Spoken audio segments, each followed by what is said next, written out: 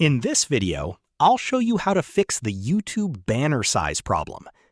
First, open your web browser and go to YouTube Studio. From the left-hand menu, click Customization. Next, open the Branding tab. Under Banner Image, click Change or Upload to select your channel banner. If YouTube displays a banner size or cropping error, make sure your image meets the recommended requirements.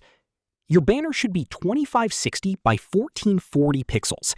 The maximum file size is 6 megabytes, and the image should be in JPG, PNG, or another supported format. Also, keep important text, logos, and graphics inside the safe area, which is 1546 by 423 pixels in the center of the banner. This ensures they remain visible on all devices.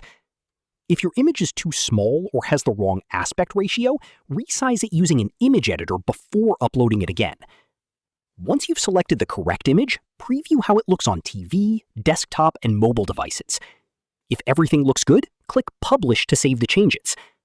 That's it. This is how you can fix the YouTube banner size problem and upload a banner that displays correctly on all devices. If you found this video helpful, don't forget to like the video, subscribe to our channel, and press the bell icon for more tutorials. Thanks for watching.